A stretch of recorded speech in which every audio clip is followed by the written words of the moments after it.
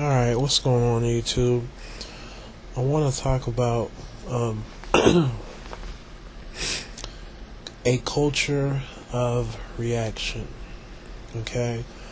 Now, if you had your ideal world, okay, would you live in the inner city or would you live in a community where people had land, people had grass, so their kids can play outside, and there was parks, and there was schools with nice fields, and there was a whole bunch of fresh air, so you can, fellowship with your neighbor, but you have your own space to do you? What would you choose? Most people would choose the second option, right? The pretty much the suburb type life, community type life, where people can come together, but then people have their own area, their own land to do with it as they wish. Now, in terms of education, excuse me, allergies. If you had your ideal world, would you want your people to be academically intelligent? So would you want them to be able to read and write and do math? Or would you rather have them be illiterate and incompetent when it came to comprehension and different logical reasonings? You would probably go for the first. You would want your people to be you want your people to have some sort of reading comprehension, and you'd want them to be able to write and to listen and to do math and all that other good stuff. Simple. There's nothing wrong with that, right? In terms of what you eat and your spirituality and how your children and your teenagers relate to each other, I'm sure you would want that to be productive, right? As opposed to it being counterproductive. Simple. Now,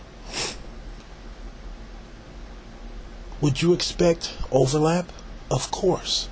So if black people came together and we said we were gonna create our own land, right? And we did all the things that I just talked about, would you expect to find similarities with other groups? Probably. I would expect the Asian group to be similar. I would expect the Indian group to be similar. I would expect the white group to be similar. So guess what? There will be overlap. Does that mean that I'm trying to act like the white group? No. Does that mean that the Indian group is trying to be like the black group? No. We just have an overlap because there are certain universal things that people want. People want to breathe fresh air. Okay? People want to be smart. People want to be healthy. So you're not acting like anybody else. It's just how people are. People want to feel safe. Most animals want to feel safe. Am I correct? Most creatures want to feel safe. Every living organism wants to be safe, right? And wants to make sure that their offspring can live and do well. Correct? So my problem in terms of black culture being a culture of reaction is that we take some of the things that white America does and we say we're going to do the opposite because we don't want to be like you. Okay? So we say we're not going to value academics, or we're not going to value people who get money or success through academics. Why? Because white people are doing it. But in an ideal world, you would be valuing people who did things academically, or people who used their mind and their logic to build something. In regards to the inner city, you have people who say black people need to move back to the inner city. Why? What is appealing about the inner city? In terms of raising a family, in terms of clean air, right? In terms of not having to deal with some of the pollutions that have been scientifically proven to be in some of these inner city concrete jungles types of settings. Okay? Why would we go there? Because white people live in the suburbs, right? White people live in the suburbs, so we're going to live in the inner city just so we cannot be like them. But in an ideal world, would you be living there? No. Like I said before, most people on this earth would not choose to be in the inner city. The whole ghetto thing, right? That's where they stuck the Jews, if I'm correct, right? And, because the word ghetto is even a Jewish term, right? Excuse me, my history is a little bit weak, but I do know that's where the word kind of comes from, right? So they didn't choose to be there. And if it was up to them, they would not be there. Now, let's take a look at maybe Asian people and Indian people in terms of academics. Once again, in their own ideal world, they would value it. Now, because white people value it, does that mean that Indian people and Asian people are trying to be like them? No. No. Because we already talked about how most people would place a value upon that if they were living in a world that they created. So what black people have to understand is that other groups aren't necessarily trying to assimilate or be a part of dominant white culture. There's just some damn overlaps. It's as simple as that. There are some overlaps. It is what it is. What more can you say? What more can you do? It's part of life. But when you have a significant amount of a culture that is built purely off of irrational reactions, so that you have reactions that you can't even justify, makes no sense to me at all. Really, it doesn't. And that's what we have. We've taken what the dominant group has and said, we're going to put a spin on it, or we're going to do a 180. And to me, we need to come off that. Like, we have to get rid of that. Because we talk about creating, a black utopia and how things are going to be, but then we act as if being educated is not going to be there. I've already said this about even with quote-unquote black schools. If we had a black school, what's going to be different? The only thing that's going to be different is history. It's the only thing that's going to be different. So a black school, in my head, will almost mirror that of a public school in terms of what the kids are taught. The only thing different is the history.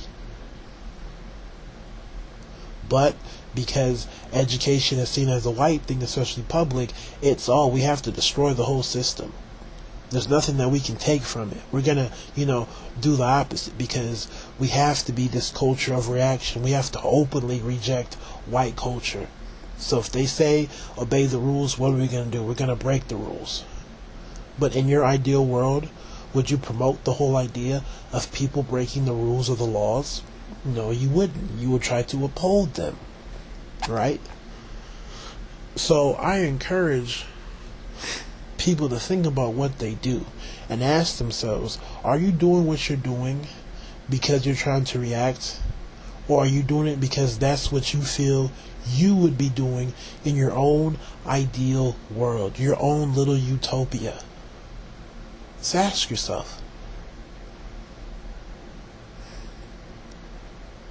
It's so funny how we talk about how, the different groups living in Africa are, responsible for a lot of stuff going on in the world. So in a sense, we are the father and mother of a lot of different cultural practices. But yet, we are acting as if, or we are rebelling to what we promoted. Right? Just like the people who come on and talk about how, the Europeans and came and they stole knowledge from Africa, and we were scholars and we were academics, and that's what we were doing before. But once again, these same people are talking about how, academia is not for black people, or how we have to move on and how it's not right for us. I'm like, wasn't that stolen from us? Isn't that our culture? Right, we're so quick to talk about all the different things across the world and in America that were influenced by African Americans, or just Africans, or just black people across the, diaspora. But when it comes to our culture, we want to rebel and react against everything. If people took from us, why are we acting as if we have to rebel against what was us initial, what was once ours initially, tongue twister. Why would we be doing that? Why are you going to run away from what you created? Why are you going to run away from your very own idea?